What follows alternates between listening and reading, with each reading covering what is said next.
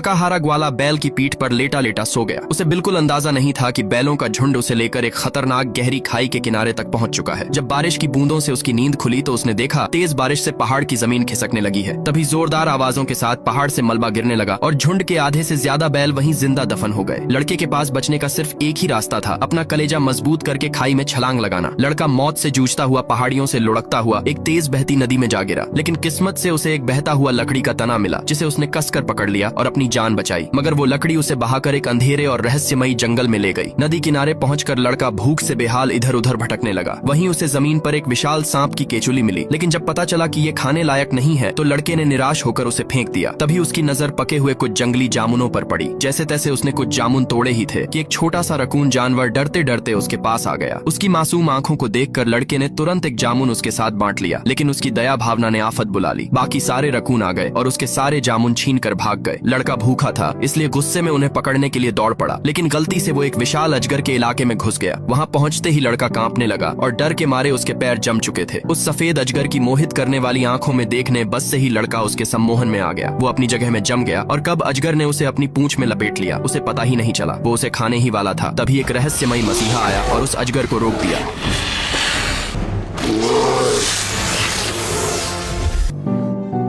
जब लड़के की आंख खुली तब उसे पता चला कि उसे बचाने वाला कोई और नहीं बल्कि एक बड़ा सा भालू था। वो भालू लड़के को खींचकर अपनी गुफा के बाहर ले गया और कहा, मैंने तुम्हें इसलिए बचाया है ताकि तुम अपनी इंसानी अक्ल से शहद चुराने में मेरी मदद कर सको। भालू की ये मांग सुनकर लड़का डर गया और कहा, मुझे मधुमक्खियां काटेंगी। पर भालू ने तुरंत नाटक करना शुरू कर दिया। भालू को गिड़गिड़ाता देखकर लड़के को दया आ गई। उसने भालू का एहसान चुकाने के लिए मदद करने का फैसला कर लिया। जल्द ही लड़के ने एक लंबी बेल काट कर उसे पहाड़ी के ऊपरी पेड़ से बांधा और अपने पीछे एक लकड़ी बांध ली और पहाड़ से नीचे आने लगा। इंसानी लड़के की चालाकी को देखकर जंगल के छोटे छोटे जानवर भी वहां इकट्ठा होने लगे। फिर लड़के ने मधुमक्खियों के छत्ते पर लकड़ी मारना शुरू कर दिया, लेकिन छत्ता बहुत मजबूत था और तभी मधुमक्खियों ने लड़के पर हमला कर दिया, जिससे लकड़ी हाथ से नीचे गिर गई। ये देखकर भालू ने थोड़ी हमदर्दी जरूर दिखाई, लेकिन लड़का हार मानने वालों में से नहीं था। उसने अपने पैरों से लात मारकर किसी भी तरह छत्ता गिराने की कोशिश की और आखिरकार एक जोरदार हमले से छत्ता टूट गया और सीधे एक छोटे जंगली सुअर के सिर पर जा गिरा। तभी भालू खुशी से उछल पड़ा और तुरंत शहद के मजे लेने लगा। फिर लड़का जैसे तैसे नीचे आया, मगर उसका शरीर मधुमक्खियों के डंक से पूरा सूज चुका था। इस आदमी ने अपना हाथ जैसे ही कार के दरवाजे पर रखा, तभी देखते ही देखते उसका पूरा हाथ जल गया। जब उसने घबराकर बाहर देखा तो दहशत में आ गया। 8000 डिग्री का सूरज आसमान को चीरकर सीधे धरती पर आ पहुंचा था, जिससे कुछ ही पलों में समंदर का पानी उबलने लगा और पानी में रहने वाले सारे जीव जंतु तुरंत मर गए। डर के मारे आदमी ने जल्दी से कार की खिड़कियां बंद कर ली, लेकिन कोई फायदा नहीं था। सूरज की रोशनी फैलती गई और एक बड़े पुल तक पहुंच गई, जिससे पुल की रेलिंग चमकने लगी और चिटकने की आवाजें आने लगी। ये सब देखकर आदमी समझ गया यहाँ खतरा है, तो उसने गाड़ी भगाने की कोशिश की, लेकिन टायर तुरंत पिघल गए। तभी इतनी ज्यादा गर्मी हो गई कि पुल पर दरारें पड़ गईं, जिससे रेलिंग टूट गई और पुल गिरने लगा। पुल पर मौजूद सारी कारें समुद्र में गिर गईं और जोरदार धमाकों के साथ फट पड़ीं और कुछ ही पलों में पूरा पुल तबाह हो गया। पर असली मुसीबत तो अभी शुरू ही हुई थी। इसके बाद सूरज की किरणें तेजी से शहर की तरफ बढ़ने लगीं। कुछ ही सेकंड्स में सूरज की ताकत ने पूरे शहर को जलकर राख कर दिया। रोशनी के सामने आने वाली हर एक चीज तबाह हो गई, लेकिन आखिरकार वैज्ञानिकों ने कोई उपाय निकाला और सूरज को रोककर इस खतरे को टाल दिया।